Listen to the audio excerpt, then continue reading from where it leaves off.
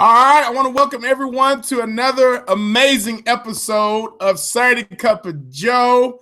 Bill is not here today. He's helping a friend move, and I know all about moving, so I just wish Bill the best. And Bill, I know you're watching this, so good luck. Don't hurt yourself because you know you might have to end up back in the chiropractor's office Monday with more pains. But and I just want to say I hope you guys are having a fabulous week so far.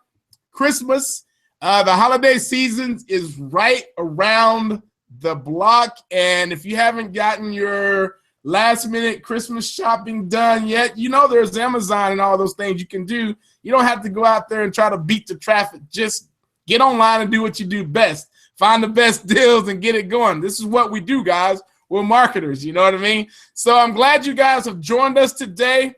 We have a very special guest. We're going to talk a little bit about mindset, and we're going to talk a little bit about how to get your mind free. We're going to talk about how this guy can help you. So with that being said, we're going to bring on Dr. Luke.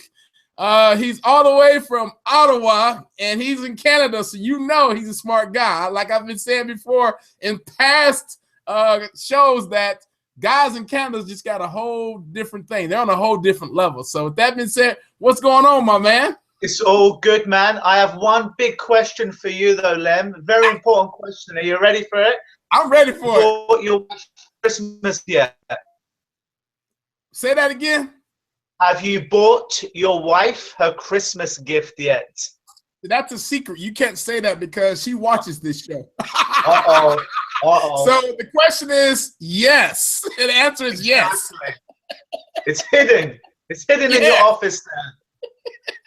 It's hidden. Oh my goodness. So, man, it's so good to bring you on the show. You're a popular guy, and I love to bring on very important people, and I love what you're doing. So, let me ask you this. Let's tell the world just a little snippets of what you do. All right. Are you ready for my little 30-second elevator pitch? Yes. Here's how it goes. I help people solve things that they believe are unsolvable. I help people fix things they believe are unfixable. I've worked for governments and I've worked for armies, but I've also worked for the people that have fallen through the cracks, the people that have nowhere else to turn and they're at their last resort. My mission is to prove that nobody beyond help. If you have a problem that you've been told is unfixable and you've lost all hope, come find me. I can fix you. Nice. How long did it take you to get that elevator pitch? I love it. That's nice. I actually stole it from somebody else, but then I tweaked it a little bit. I just liked it. I used to love this show called The Equalizer. I don't know if you had it there in Dallas. Yeah, and it was about the guy that put the ad in the newspaper, odds against you, need help, called The Equalizer. So I kind of stole it from that. It's my favorite show as a kid. That's a good show, man. Wow, I need to write that down and go back and watch this episode. My goodness. So let's get deep here because this is what we do at Cup of Joe. First of all, I like to do some crazy stuff, but what kind of music do you listen to, my man? Oh, man, I like it all, but I'm a grunge boy. They say that the music that you grew up in your teen years is your music. Yes. So I grew up in the 90s. I grunge at the time.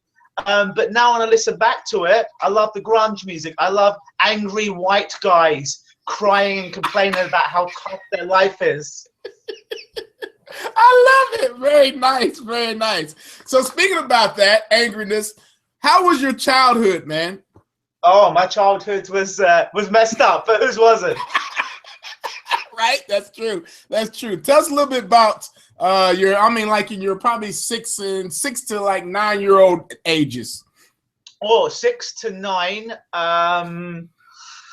6 to 9 wasn't so bad, actually. I just remember being at preschool, nothing so bad. Although my first girlfriend was when I was about 9. Nice. She was the prettiest girl in the whole class. So I had a little bit of game back then, but then I lost it for about 10 years after that. I sucked. I dated her for a weekend. I'm like, oh my God, I'm so happy. I'm the happiest little boy in the whole world. If this doesn't change, my life is made. I started dating on the Friday. By Monday, he dumped me, and I spent the whole day crying at school. Oh man, those first few loves. You know, when we all start out, we all have a little game, you know. That's what it is. Because you don't think about it too much when you're a kid. You're just like, hey, I like you. Do you like me too? Here's some candy. Exactly. And, but don't do that same strategy when you get older, because you get in a lot of trouble. Yeah. Especially if you drive a white van, just saying. I love it. I love it. Hey, you want some candy? Come on, girl. You're cute. Nah, that ain't gonna work. No, don't do it. You get in trouble. Oh, Dr. Luke, you too much, man, already. So tell us a little bit about, you know, high school. You know, during high school. I mean, how was I always ask this question, you know, because sometimes what happens in high school or junior high usually lead up to what we're doing later on in life. So tell us a little bit about your background in high school. Yeah, well, like basically from about like 11 to 17, 18, 19, they were my dark years. At school, really bullied. At home, I was bullied as well, so I had a horrible relationship with my parents. Had no friends, had no girls. Was very fat, was very obese, to be honest. And basically, I ended up sequestering myself in my bedroom for much of my teenage years, watching wrestling and American TV shows for my only solace, because I was agoraphobic. I was scared of everything. I was scared of the world. I was scared of people. I would eat my emotions, try to kill myself a couple of times. It didn't work. And then when it didn't work, I'm like, you know what? Maybe the universe is trying to tell me something. So maybe I shouldn't even be laughing. Yeah, I see it. Wow. You tried to kill yourself, it didn't work. So that's something telling you. That's a wake-up call right there, isn't it? I tried twice. I tested it. I'm like, maybe it was wrong the first time. So let me try a second time. And it's like, no, we don't want you to die. I'm like, oh, okay, I better make this work and be great instead. Right. Do you have any brothers or sisters? I have two sisters. One is older, one is younger. Now, are you in good spirits with them? You communicate with them now to this day? Not so much, actually. Not so much. I mean, they're back home, and my parents and my folks. I think it's a little bit different for families in America and a little bit in Canada. In England, it's a generalization, but we're not known necessarily for our closeness in families and get-togethers. You know, like in America and like Canada. So not so much, actually. My parents, from a young age, installed a great deal of fear in me, to be scared of everything, to be scared of the world, to be scared of people. And I'm sure they were doing the best that they could with the resources that they had. But, you know, it made me scared of everything. And as I got older, I relentlessly would, what's the word I'm looking for? If somebody was not empowering in my life, if somebody was pulling down, I would ruthlessly in cutting them out of my life, because I realized that I had a destination to get to, and I couldn't afford anyone pulling me back or holding me back. I just needed to go for it. So yeah, anyone that's not empowering or, you know, a good positive force in my life, I ruthlessly get rid of them. Hey, that's not a bad idea. Let me ask you this. Do you watch any news at all?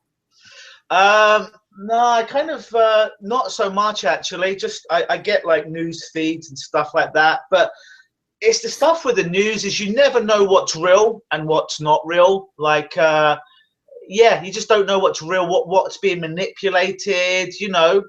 And you have views, like, for example, for Bill Cosby, for example, my gut reaction is, this guy's a scumbag. But then I stop and I say to myself, how much of this is real and how much of this am I being manipulated to believe that this guy is a bad guy, you know? And I always question myself, and I find most people don't question. They figure, if I read it in the newspaper, if I see my Facebook feed, I see the news, it must be real.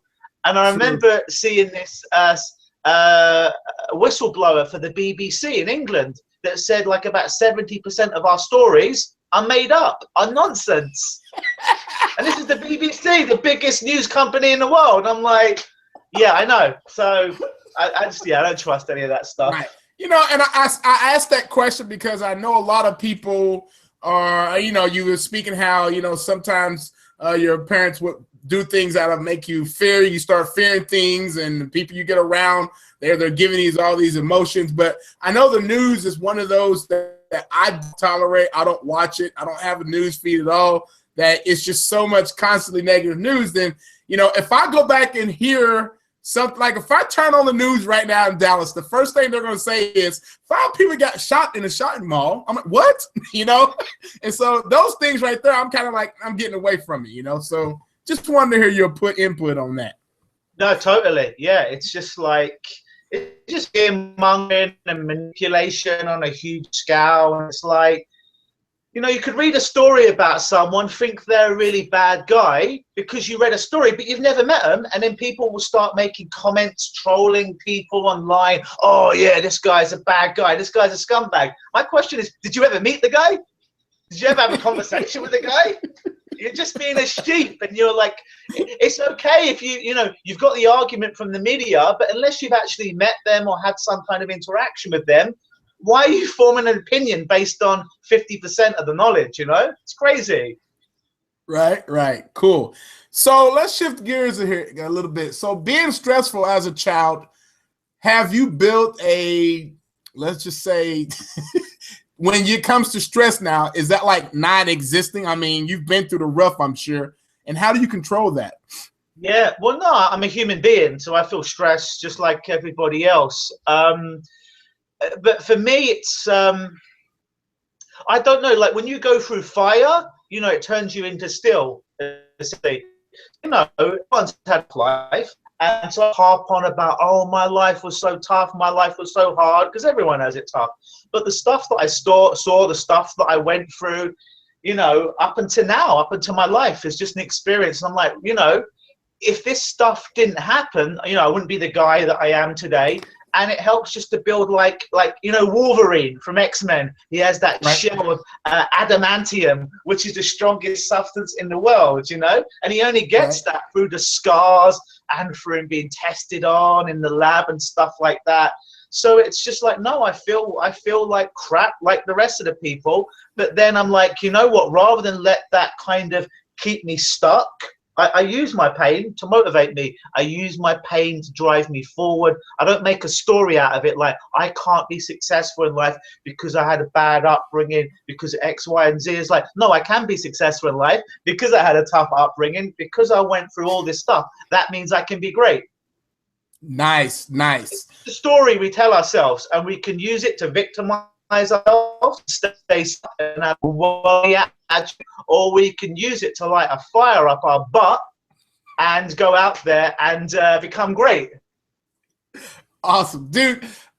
I'm gonna call you one day and say, hey man, would you read this book to me? I just love your accent, man. Thanks, man. If only you were a black girl. I love it. I love it. Let me just share one quick story with you, right? You're gonna like it. You can appreciate this. I grew up as the only white boy in a black neighborhood called Finsbury Park in London. It's like Harlem. I would get bullied every day, not by black guys, but by black girls. They would just verbally eviscerate me every day. And if you know anything about black girls, they find your weakness in about 1.1 second and they go for it and they're relentless. That's how I got strong. And then for many years later, I only dated black girls, and it was therapy. It was only therapy for myself to work through. Man, you were taking a challenge. Trust me, I have 4 sisters, and I know all about it. I was the only boy. Trust me, they know your weakness, and they can find it, and they would just pow, you know? Oh, totally. If you can hang with black girls, you know, you can do anything. Oh, you can. That's it. Forget about the suicide, the bad family, the bad school, and all that nonsense. Just the daily beatings from black girls made me tough. Strong. Yeah, tough, man. Oh my gosh, I love it. Speaking of that, let's go with a mindset. You know, how do you? I mean, when you're talking to some of your patients, what are you finding the troubles they are having with their mindset? You know, a lot of us are in business, and we try to go to a meeting, but we're afraid to get to that meeting, or to schedule that meeting, or to get on a phone call and call them to get a meeting. How do you deal with your patients to get them through that process? It's a bit different for me, right? Because I'm a bit of a weird guy, whereas I used to be scared of everything in the world, and until you put a camera in front of me or you put an audience in front of me, that I feel still alive.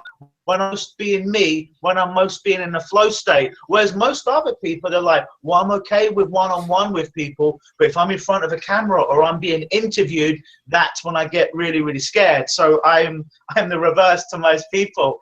So I get excited with stuff like this. I get excited with interviews and stuff, whether it's for work or stuff like this, because I just love to talk. So I have the reverse problem for most people, but most people in their head, they structure when they go to an interview and stuff that they're going to have to be qualifying to the person who's going to be interviewing them, which puts them a bit on the back foot because they feel they need to prove themselves in order to get this job, to get this raise, blah, blah, blah.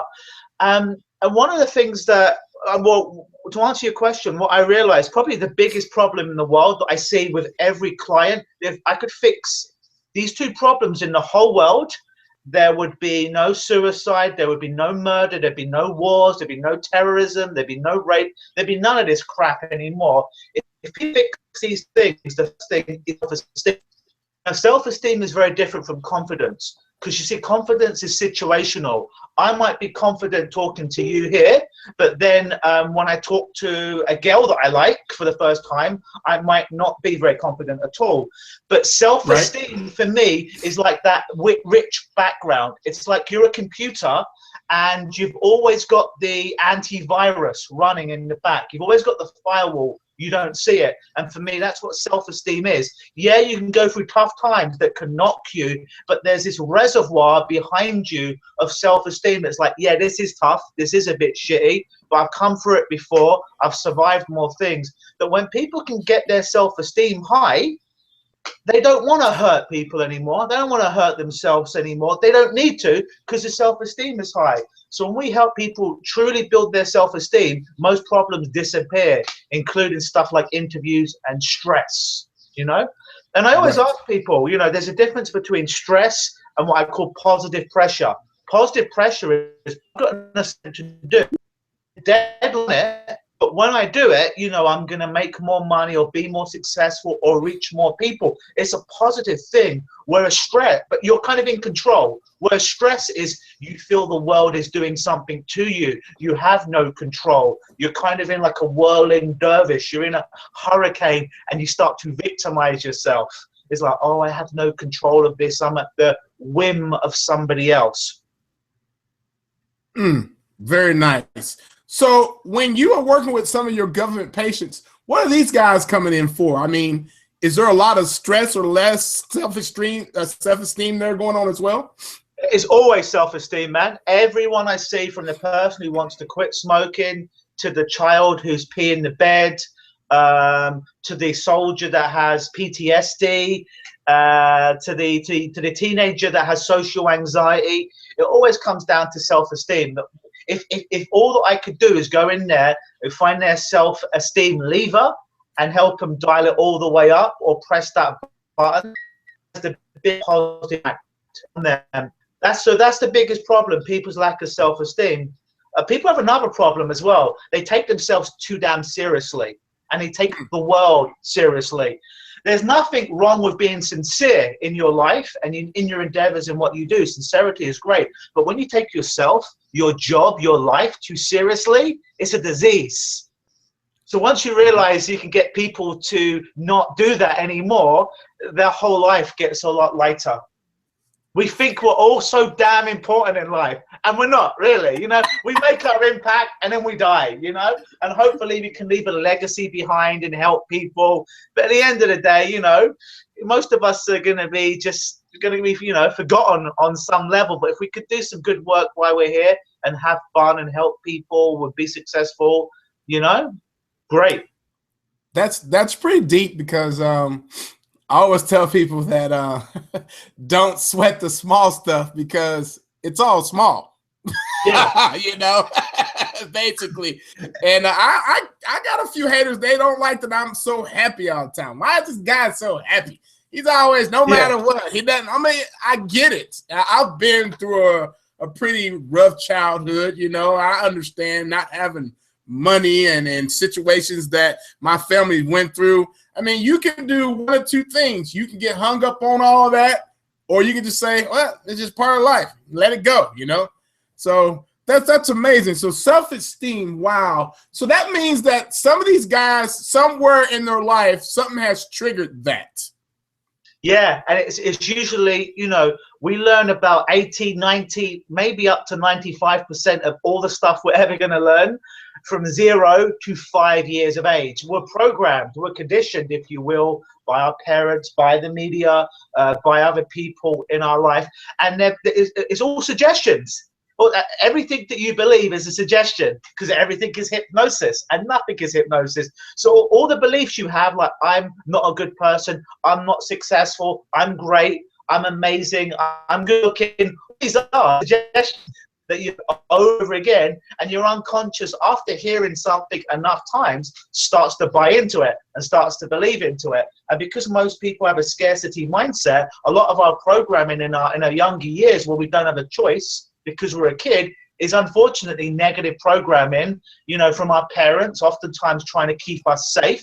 Like my parents were, I'm sure, trying to keep me safe, but they programmed me to be scared of everything all of the time.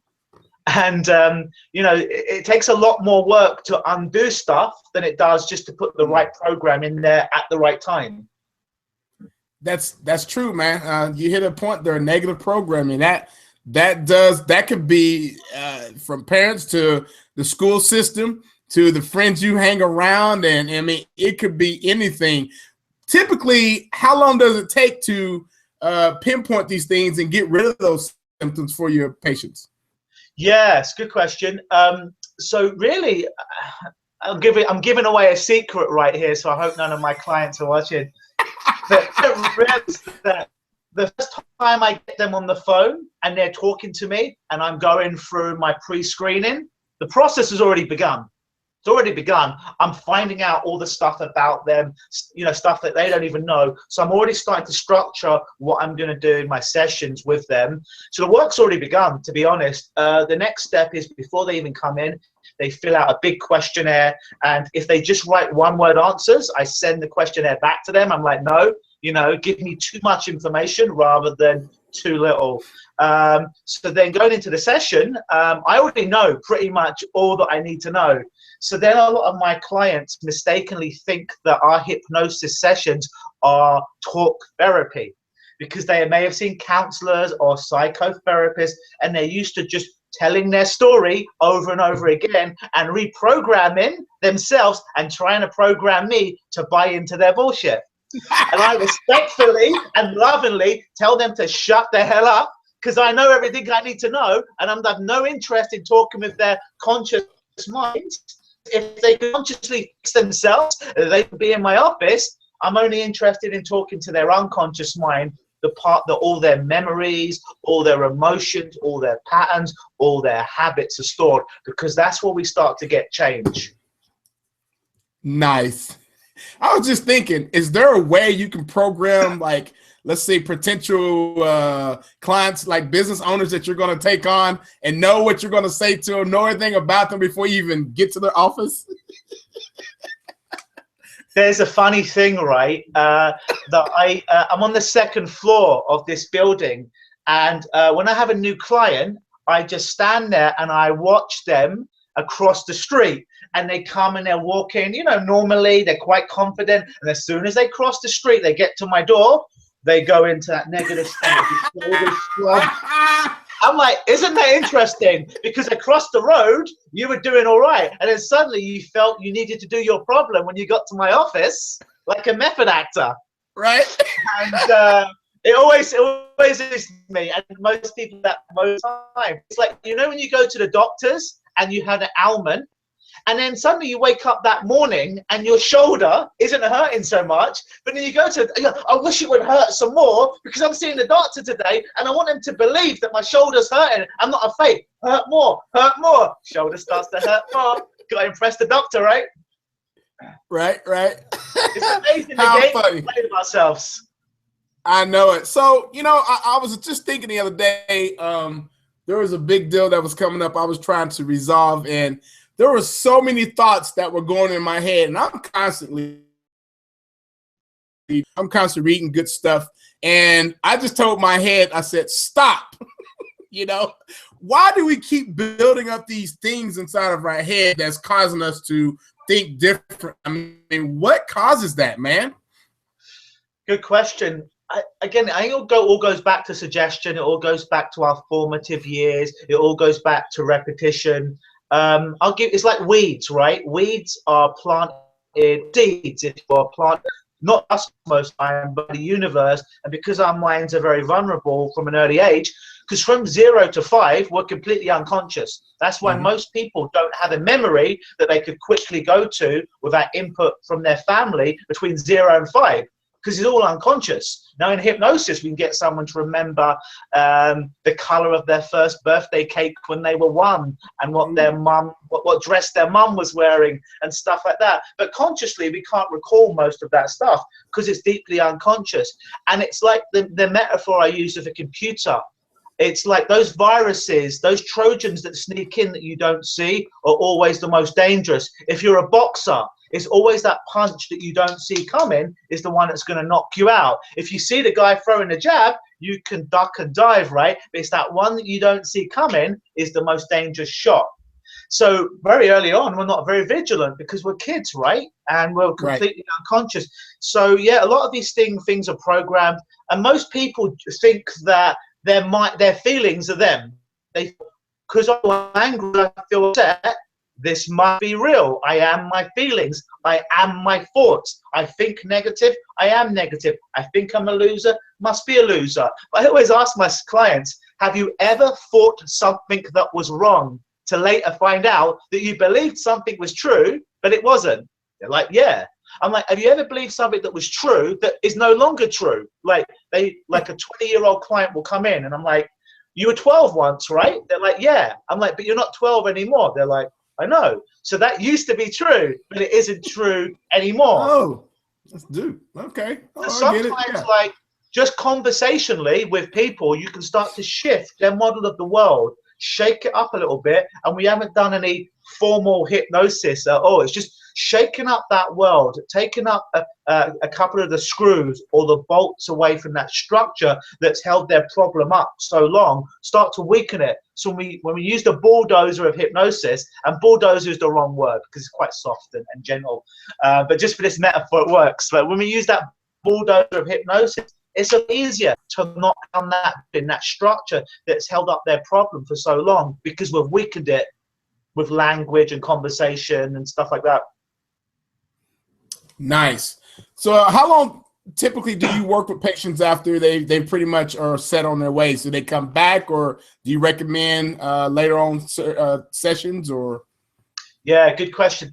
Unfortunately, with hypnosis is we have to get a lot of new clients because we don't get a lot of repeat business. Because if we're good at what we do, and I'm good, is people are done. So for example, if I see a smoker, 95% of the time they're done after one session, after 1 hour. I know this because I call them up to 2 years later or send them a message. So smokers are done pretty much within one session, 2 at most. Every other problem, be it like any kind of trauma or stuff like that, you know, anxiety, PTSD, anything like that, weight loss, it generally takes about 4 sessions. If someone has a lot of weight to lose, then I might see sessions once a month, once every 2 months after the 4 sessions. But in reality, if I'm having to see someone for more than 4 sessions about the same problem, either I ain't doing my job right, or they ain't doing all the stuff they told me they're doing. And I know that I'm doing my job right. So it's like, okay, what's going on here? Because, you know, it's all in your head and it should be done right now. So usually, to answer your question, 4 sessions, 9 times out of 10, people are done. And if they need a little bit more work or they've got another issue they want to work on, we work on that later on. Very nice. Wow. So what has been the most interesting patient that you've ever seen? Oh gosh, I had a lot. Here's a story I tell sometimes. A good few years ago, a naturopath called me, and she said, I work with people to help them quit smoking, among other things. I just don't have that much success helping people quit smoking. Could I refer them to you? I'm like, yeah, wonderful, thank you so much. So she comes in to meet me. We have a chat, goes very well. She gets up, she goes to walk away, then she turns around, like, you know, Columbo? Do you know Detective Columbo, the TV show? Where he's like, oh, one more thing. And as she's about to leave my office, one more thing to me. She goes, do you work with kids? And I need a client. So I'm like, oh, yeah, absolutely. She goes, because I have a little boy, and he's very happy. He's 7 years of age. Very happy little boy. Everything's going great. But he just pees the bed every single night and has done it every night for the last 7 years of his life. I've tried naturopathic remedies and stuff like that. Nothing seems to work. Do you think you can help him? I'm like, listen, I got to be honest. I haven't worked with that many kids. Can I guarantee that and get your little boy to stop peeing the bed? No. Do I think I can help on some level? Yes. She goes, you know what? That's good enough for me. Thanks for being honest. So he comes in the next week. I meet up with his parents at the beginning of the session, at the end, and I would just do the session one-on-one with him. So he comes up to the office, and they have kids then? Yes. Children? Yes. Okay. And so he comes up, and I ask him to sit in my chair. He doesn't sit in my chair. I ask him to close his eyes. He won't close his eyes. I asked him to be quiet. He keeps talking. I'm like, all the stuff I use with adults is not working with him because he won't even sit in the chair and listen to me. But I promised his mum I'd do a good job, and she's going to refer lots of clients to me. I've got to be successful here. So I'm like, shit, how do I make this work? So then I just basically remembered something from one of my mentors, and then I just started to weave metaphors. I started to weave stories where the hero of the story overcome his challenge. And we didn't even talk about wetting the bed. And I just, an hour of stories I just generated on the spot, right? Using my imagination and creativity. And at the end of the session, I'm like, oh, geez, oh no. And I'm like, a week later, they came back, and I'm just praying that if he just didn't wet the bed one night, that would be some movement that I could hang on to. So his mum and dad come up before the session, and they come into my office, and I'm like, oh, just say it was just one night better, please.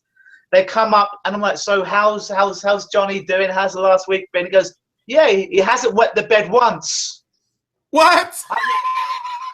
I'm like, yeah, I totally knew that would happen. Oh, that's fantastic. Inside my head, right? I'm like, all the stuff that I'd usually do, I couldn't do, and it blew my mind. So the next 3 sessions, we just talked about Transformers and Power Rangers and Ninja Turtles. And as far as I know, he didn't wet the bed again. That is awesome, man. That is awesome. But you know what? The bottom line, you went back to basics, and you kind of remember what your mentor told you, and you were like, this is exactly what I need to do. And that's great that you triggered it just like that, man. That's amazing. Yeah, because sometimes, like, a lot of hypnotists are what I call scriptnotists, and they read from a script. They read and same generic play for every smoker, for every person that has anxiety. And sometimes that works about 30% of the time. But, you know, for me, I realize my best sessions are when I throw the script away and I'm just like, what do they need? What do I need to give them in this moment? And I listen to their own metaphors that they're giving me about their life. I'm watching their hand gestures, their body language, the cadence of the words, the certain words they hit hard verbally. And I just take all this stuff in unconsciously, and in hypnosis, I just throw it all back on them. And it's just amazingly powerful.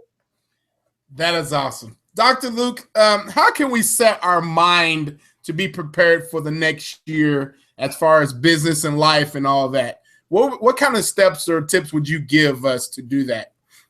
Yeah, so what I do myself and I get my clients to do is we already have a story that we tell ourselves every day.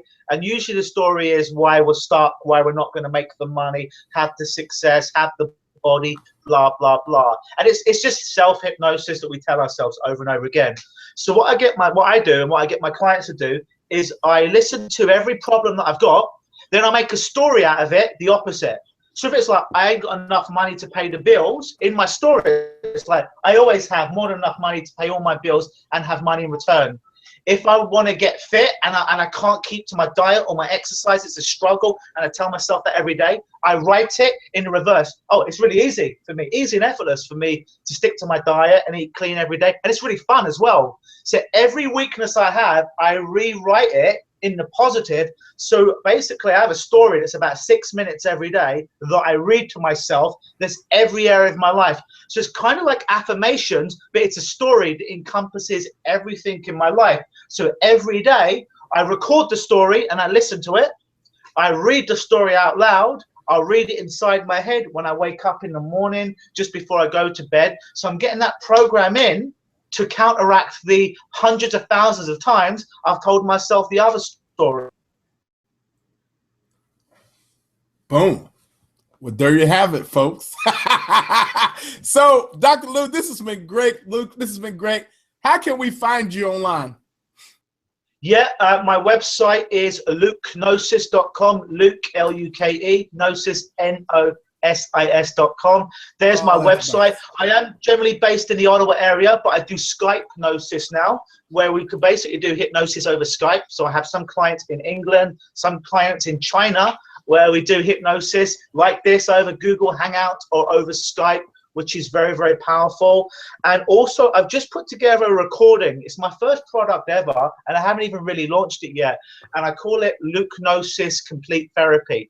And what it is for the people that don't have Skype, that live in another country, that geographically can't get to me. It's a recording that I've made that's like 40 minutes of my best work, where I put all my best techniques, and it's universal. So you can use it for pretty much any problem you've got in the world. You just listen to the recording and you do exercise.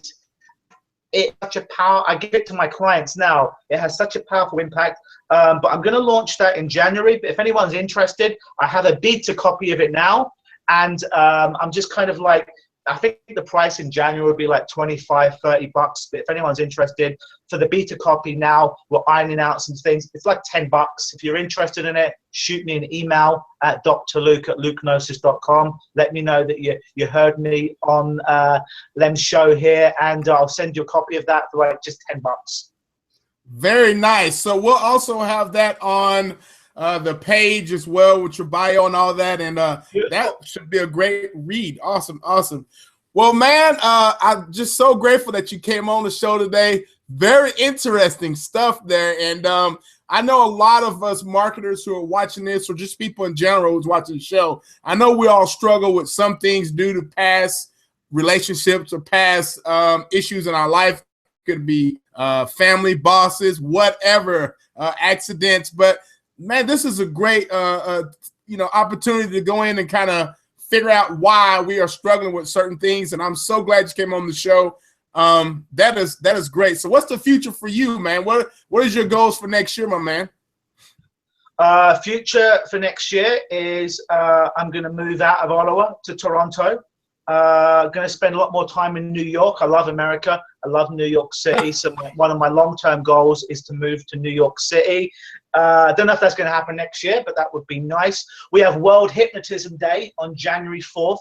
So I'm going to be doing a lot of events here in Ottawa to help people lose weight, stop smoking, and just get over the resolution blues here in Ottawa and Toronto as well. So a lot of events going on in these two towns.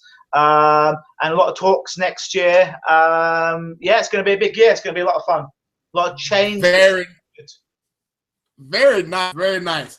All right. Well, Dr. Luke, I hope you stay. Well, you're kind of warm now, not too cold now, but I'm sure later on it's going to hit you. You better go get a fur coat. You know what I mean? Fur hoods. No, I don't want Peter coming after me. I love animals. Don't kill animals. Make it fake fur, all right? Amazing. All right, my man. Well, thank you so much for joining us. And guys, if you have any questions for us at Saturday Cup of Joe, you can always go to SaturdayCupOfJoe.com and look to the right of the website. You'll see a microphone and you can speak and leave a message to us. If you have any questions, you can also go to LukeNosis.com. That's a pretty nice website there, by the way. And you can look and see all what Dr. Luke is doing, and also take him up on that offer. I mean, I don't think that you will lose out on this, guys. This should be something that you should do just to see what he's doing. And great job today on that, man. Great job, by the way, Dr. Luke. Appreciate you coming on. All right, well, guys, have a great week, and we will be back next week. I think we have one more coming up before Christmas. Guys, don't stress. It's all small stuff, but get your head right, though, because it's important. We'll talk to you soon. Have a great day, guys.